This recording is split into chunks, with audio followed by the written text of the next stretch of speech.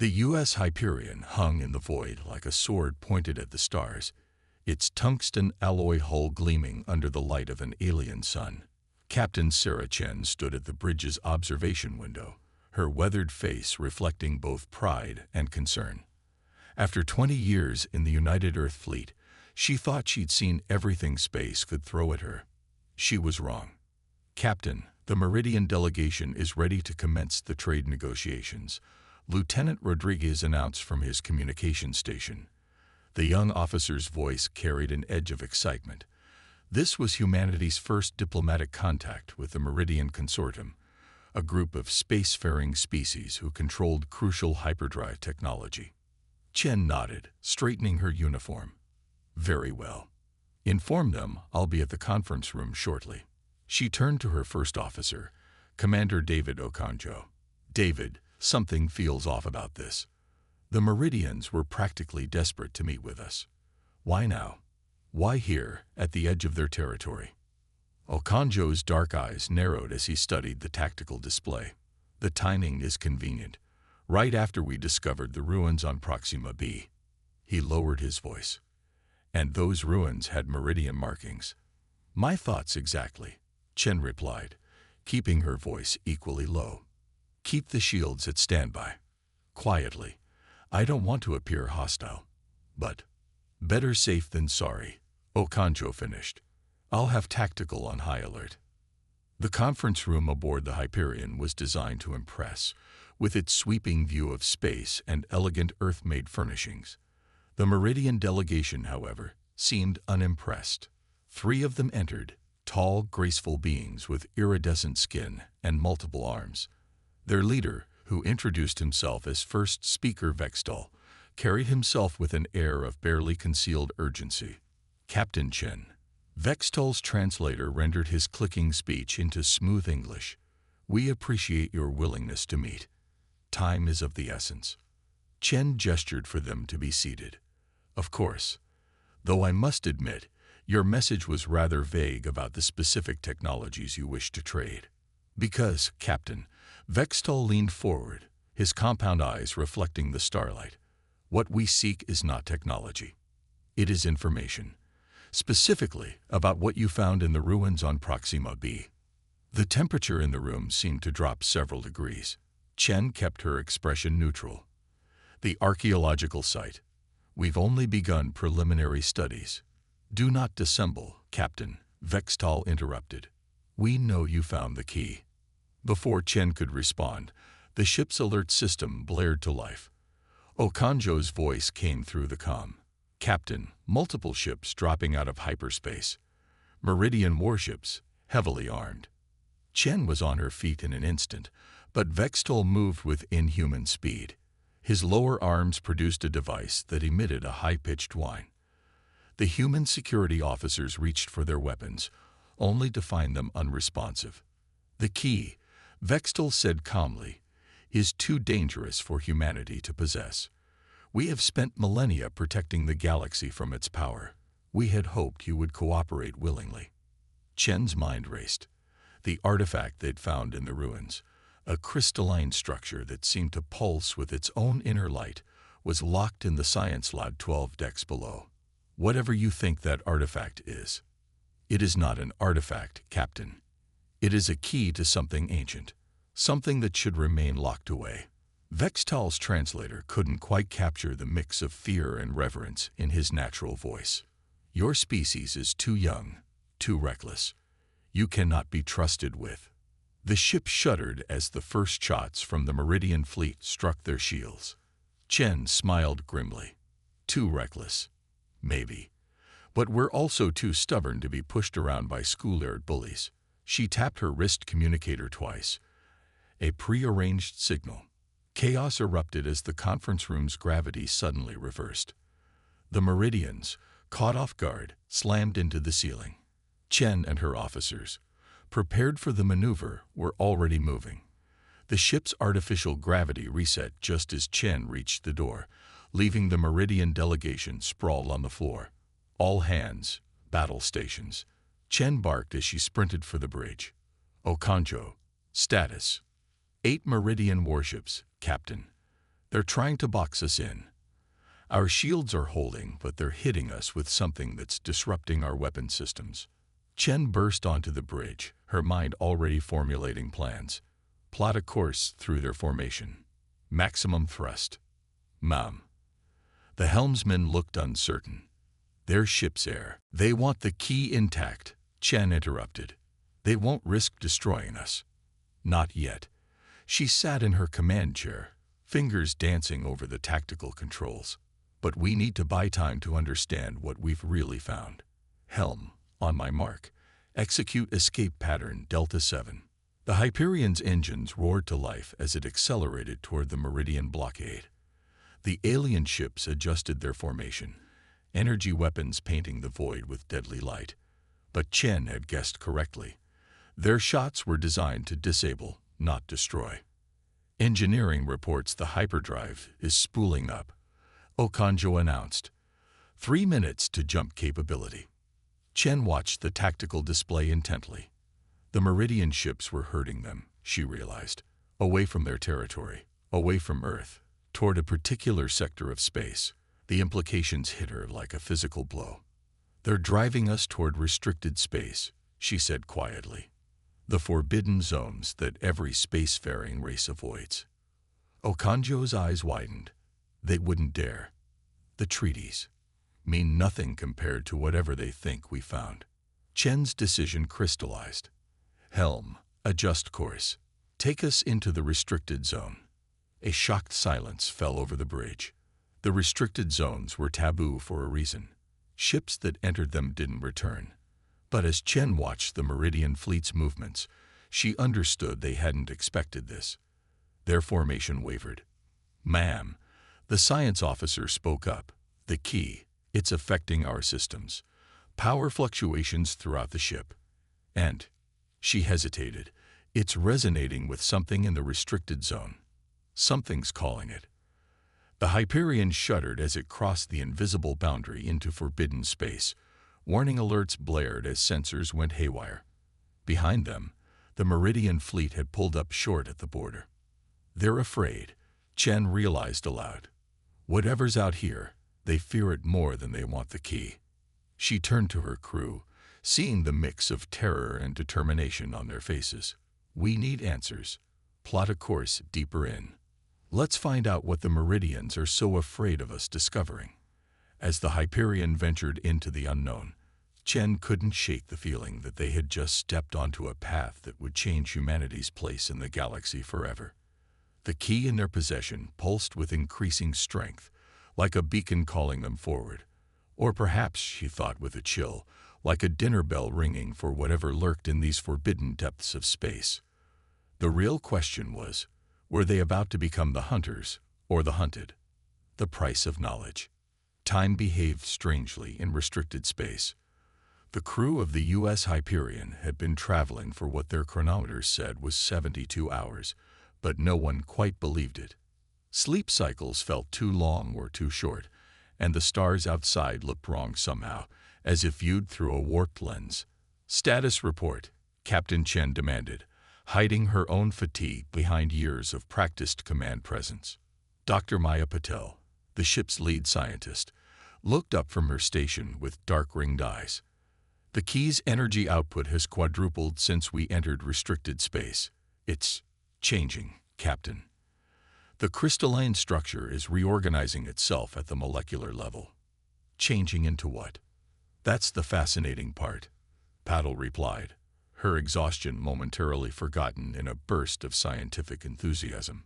It's forming patterns that match theoretical models of quantum computers, but with a complexity that shouldn't be possible with known physics. It's as if. She was cut off by a sudden lurch that sent several crew members stumbling. Commander Okonjo's hands flew across his tactical display. Energy surged from the key. It's interfacing with our systems somehow.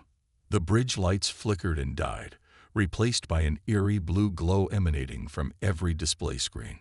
Characters in an unknown script scrolled across them, too fast to follow. Chen felt the hair on the back of her neck rise as an impossible sound filled the bridge, like whispers just below the threshold of hearing. Engineering reports the hyperdrive is offline. Lieutenant Rodriguez called out. But, ma'am, something else is powering up. Something that isn't on any of our system schematics. Chen was about to respond when a holographic display sprang to life in the center of the bridge. It showed a three-dimensional map of their sector, but with features that didn't match any known charts. At its center, a pulsing point of light beckoned. It's a navigation system, Patel breathed.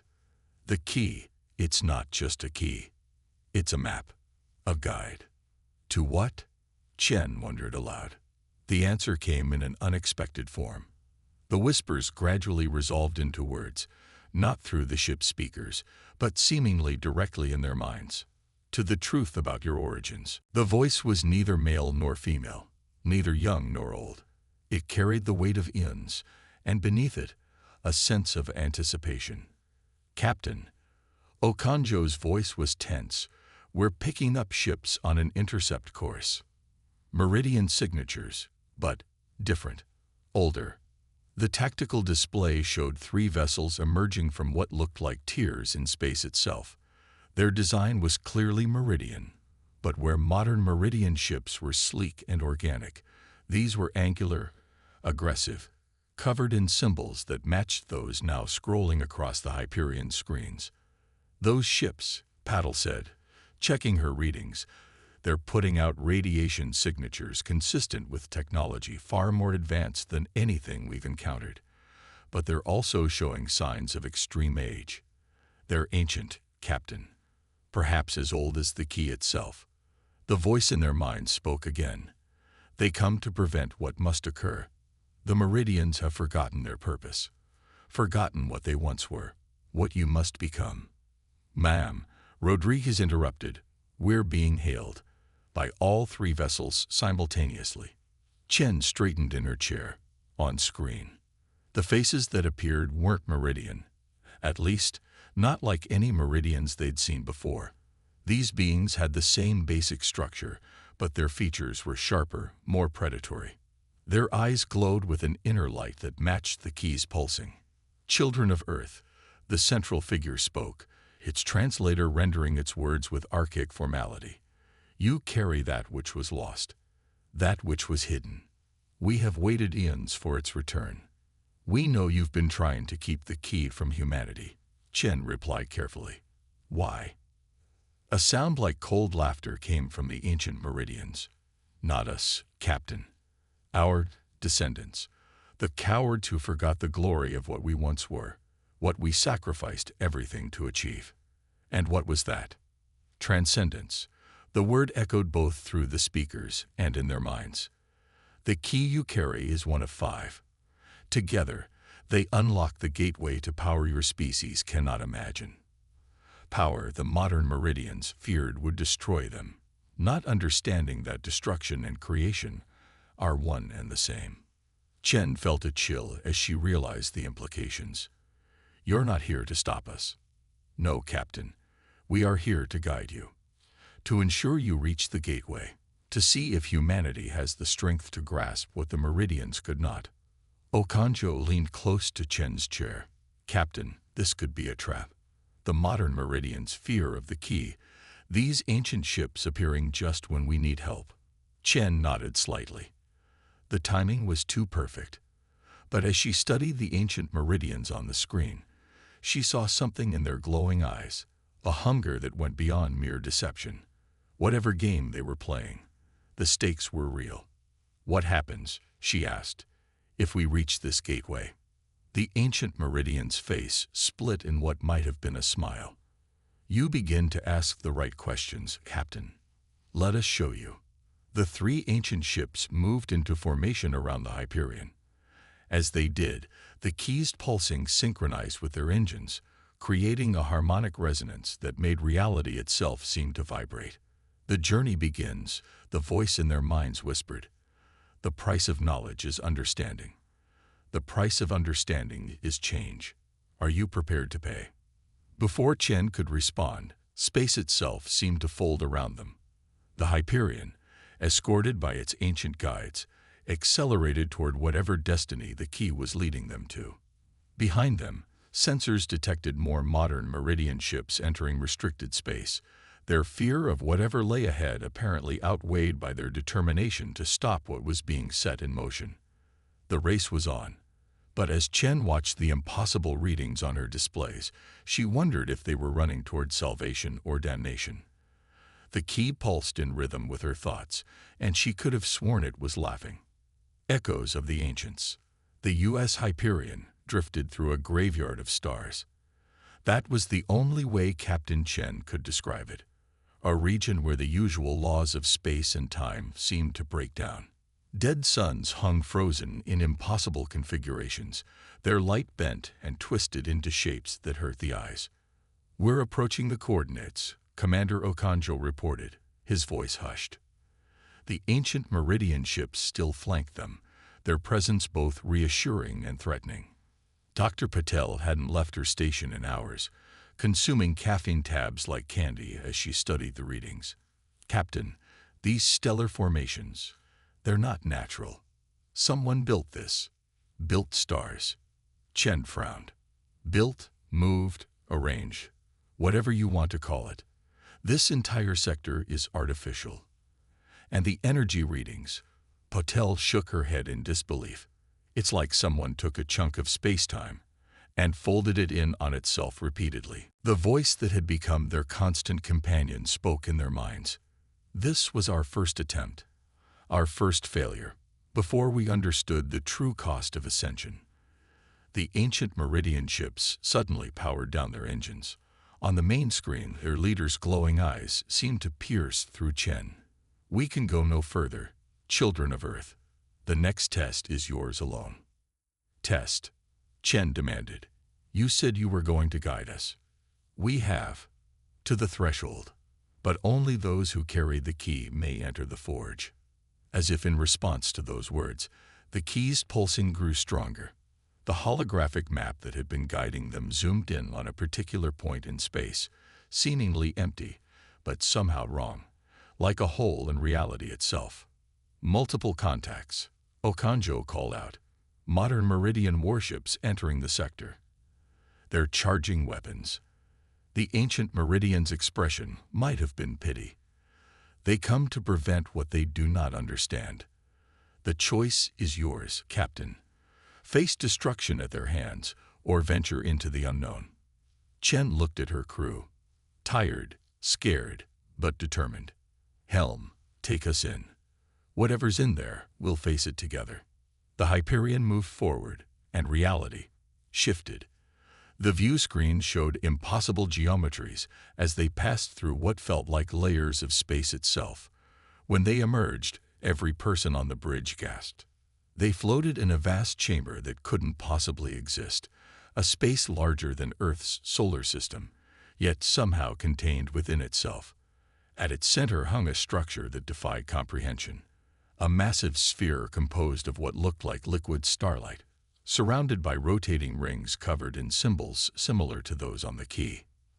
"The forge of creation," the voice whispered in their minds, "where we learned to reshape matter, energy, and consciousness itself, where we first glimpsed what lay beyond the boundaries of space and time."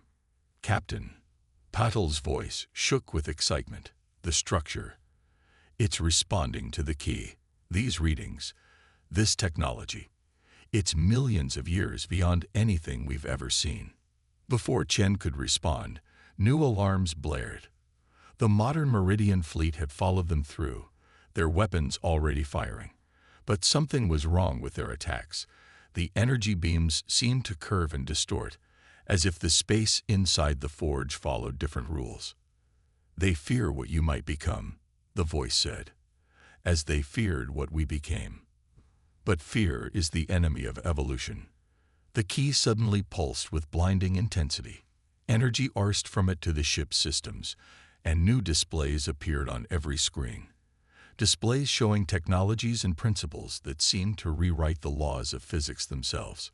"My God," Patel breathed, "it's not just showing us their technology, it's teaching us how to understand it, how to use it." Chen watched as her ship's systems began to transform, integrating with the ancient knowledge flowing from the key. The Meridian weapons fire seemed to slow, then stop completely, frozen in space-time itself. "You see now," the voice said, "why they feared to let humanity reach this place. Your minds are young, flexible, eager to learn. You have not yet built the cage of assumptions that trap the Meridians in their own evolution." Okonjo studied the tactical displays with wide eyes. "Captain, these weapon systems, they're beyond anything we've ever imagined. We could win any war." Chen finished. "Conquer the galaxy." A sound like bitter laughter filled their minds. That is what the Meridians once thought, why they built this place. But the Forge teaches a harder lesson, one they failed to learn. The sphere of liquid starlight at the center of the chamber began to pulse in rhythm with the key. Images filled their minds. Civilizations rising and falling, species ascending to godlike power only to destroy themselves, the endless cycle of creation and destruction playing out across billions of years. "What are you?" Chen asked the voice. "Really? We are what remains of those who built this place. Those who learned that true power lies not in dominion over others, but in understanding the fundamental nature of consciousness itself. The keys were not meant to unlock weapons or technologies, but to open minds to possibilities beyond the material universe." The Meridian fleet hung frozen around them, their weapons useless in this space, where conventional physics held no sway. But Chen saw fear in their eyes through the tactical displays. Not fear of defeat, but fear of change. Fear of the unknown. "You said this was a test," she said. "What exactly are you testing?" "Whether humanity is ready to learn from our mistakes, rather than repeat them. The keys in the Forge are not tools of war, but seeds of transformation.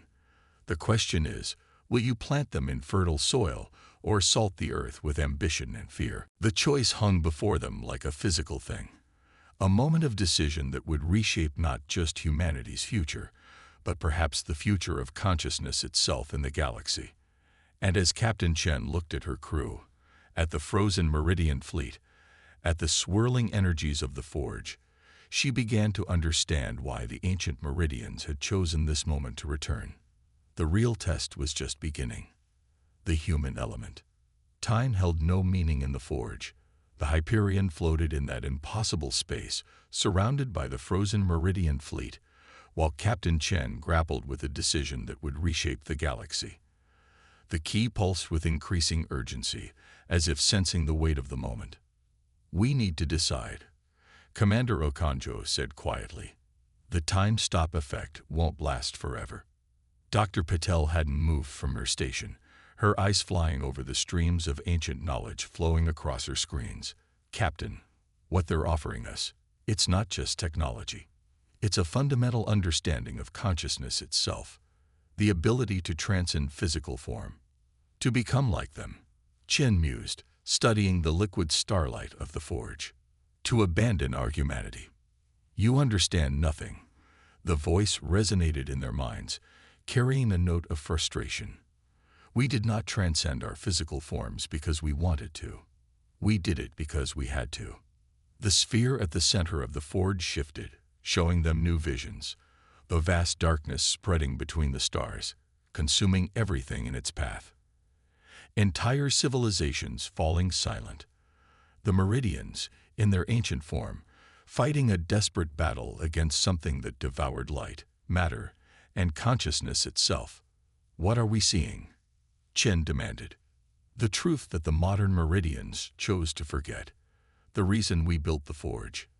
The enemy that sleeps between galaxies, waiting to finish what it began."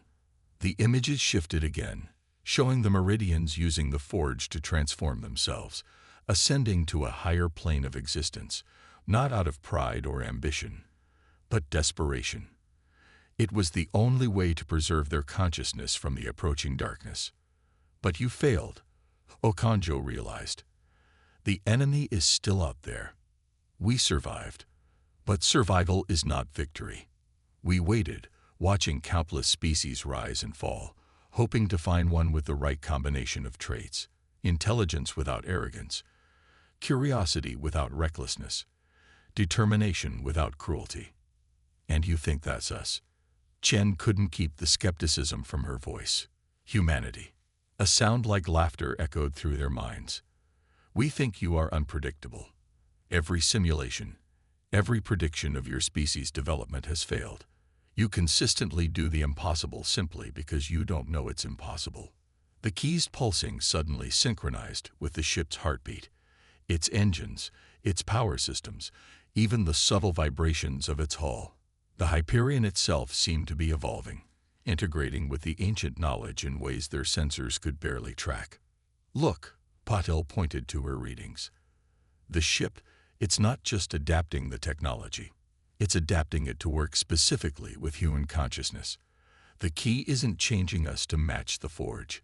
It's changing the forge to match us. Chen felt it then. A subtle shift in the connection they all shared with the voice, with the key, with the forge itself. The ancient knowledge wasn't trying to overwrite their humanity. It was offering itself as a tool, waiting to be shaped by human minds and human choices.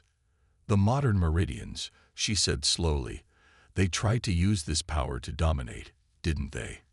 To become gods.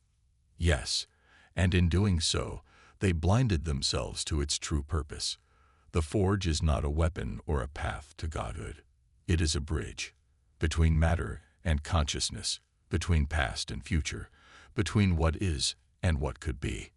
New alarms blared. The time-stop effect was weakening. The Meridian fleet would soon break free, and their weapons were already charged. We have to choose now, Okonjo urged. Fight or flee. But Chen saw a third option forming in her mind, drawn from the very human ability to find unexpected solutions. The key responded to her thoughts, showing her possibilities that even the ancient Meridians hadn't considered. Neither, she said firmly. We're going to show them what humanity does best. We're going to improvise. Her fingers flew across the command console, drawing on both her years of tactical experience and the new understanding flowing from the key. The Hyperion systems reconfigured themselves, merging human intuition with ancient power in ways that defied conventional physics. Dr. Patel, route all power through the key. Commander Okonjo, prepare to broadcast on all frequencies, including the consciousness-level communications we just learned about. And someone wake up Lieutenant Rodriguez. We're going to need his diplomatic skills for this. Her crew moved with practiced efficiency, even as they worked with technologies they'd only begun to understand. The key's pulsing grew stronger, resonating with their shared purpose. You surprise us again, the voice said. What do you intend? Chen smiled grimly. You said the forge is a bridge. Well, we humans have a lot of experience building bridges, especially between people who think they're enemies. You wanted to see what makes humanity special. Watch carefully. The time-stop effect began to fade, and the Meridian weapons flared to life. But the Hyperion was already changing, becoming something new. Not a warship, not a vessel of transcendence, but something uniquely human, a fusion of flesh and technology, of ancient wisdom and new ideas, of determination and hope. The real question was, would it be enough to prevent a war that had been brewing for millions of years? Chen looked at her crew, tired, scared, but alive with the excitement of discovery, and knew they were about to find out. Breaking the chains. The Meridian fleet burst free from the time-stop effect, with weapons blazing, but the U.S. Hyperion was no longer the same ship they had pursued. The key's power flowed through every system, every circuit, every atomic bond of its structure. The vessel now existed simultaneously in normal space and the higher dimensions the ancient Meridians had discovered. Broadcasting now, Lieutenant Rodriguez announced, his hand steady on the communications array that was now interfaced directly with consciousness itself. Captain Chen's voice rang out across all frequencies, carried by technologies that transcended ordinary spacetime. This is Captain Sarah Chen of the U.S. Hyperion to all Meridian vessels. Look around you. Really look. See what your ancestors built and understand why they built it. Through the key's power, the Hyperion projected the truth to every mind in range. The approaching darkness between galaxies, The desperate battle fought eons ago, the real purpose of the forge and the keys. Your ancestors didn't create this place to dominate, Chen continued. They built it to save all conscious life from extinction. But somewhere along the way, you forgot. You became so focused on preventing anyone else from reaching this power that you lost sight of why it existed in the first place. The Meridian weapons fell silent. On the tactical displays, Chen could see confusion and shock rippling through the enemy fleet as they absorbed the truth of their own history. They began to remember. The voice of the Ancient Ones whispered in their minds. But memory alone is not enough. No, Chen agreed, which is why we're going to show them something new. She nodded to Dr. Patil. Do it. Patil activated the sequences they had prepared, protocols that merged human ingenuity with the forged power in ways its creators had never imagined. The sphere of liquid starlight at the chamber's center began to transform, its swirling energies forming new patterns. We understand now, Chen broadcast to all ships. The forge isn't just a weapon or a path to transcendence. It's a teaching tool, a way to share consciousness across species, across time itself. Your ancestors didn't want us to become like them. They wanted us to learn from their mistakes and find a better way. The Hyperion's modifications to the forge took effect. Instead of trying to transform physical matter into pure consciousness, it created a bridge, a stable interface between normal space and the higher dimensions, a way for biological and transcendent beings to coexist and communicate. Humanity doesn't want to rule the galaxy or ascend beyond physical form, Chen declared. We want to explore, to learn, to grow. And we want to do it together, with you, with your ancestors, with every species that's willing to face the darkness between galaxies as allies. Through the new protocols, the ancient meridians could manifest in physical form again, while the modern meridians could touch the higher dimensions without losing their corporeal existence. The barrier between past and present, between matter and energy, became permeable. You have done what we could not. The voice of the ancients resonated with something like joy. Found a way to bridge the divide we created. Commander Okonjo's tactical display showed the Meridian fleet powering down their weapons. Their leader's voice came through, tinged with awe. We had forgotten. All these millennia, we thought we were protecting the galaxy from dangerous knowledge. But we were really hiding from our own past, our own purpose. The key pulsed one final time, and Chen understood its message. It had never been about choosing between humanity's present form and transcendence. It had been about finding a third path, one that preserved what made each species unique, while allowing them to face common threats together. The darkness between galaxies is still coming, Chen reminded everyone. But now we can face it as we are, not as pale imitations of the ancients, but as a true alliance of different species, different perspectives, different ways of existing. Unity without uniformity. The forge hummed with new energy as the protocol stabilized. Through the bridge they had created, thousands of years of lost knowledge and experience began to flow both ways. The modern meridians remembered their original purpose, while the ancient ones rediscovered the value of physical existence. And humanity. They had proven themselves to be exactly what the ancient ones had hoped. Not perfect, not all-powerful, but adaptable, innovative, and able to find solutions that no one else had considered. So, Chen asked the assembled fleets, both physical and transcendent, shall we begin planning how to face the darkness together? The response came from all sides, in all forms of communication, a resounding agreement that echoed through normal space and higher dimensions alike. The key's light dimmed to a steady glow, its purpose fulfilled not in transformation or transcendence, but in connection. As the Hyperion's crew began the monumental task of bridging ancient knowledge with modern needs, Chen reflected that this was humanity's true strength. Not conquering, not transcending, but finding ways to bring people together, to forge connections where others saw only barriers. The restricted zone was restricted no more.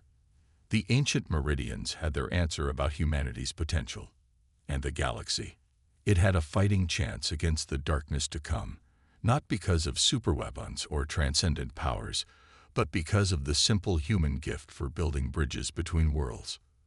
The real adventure was just beginning.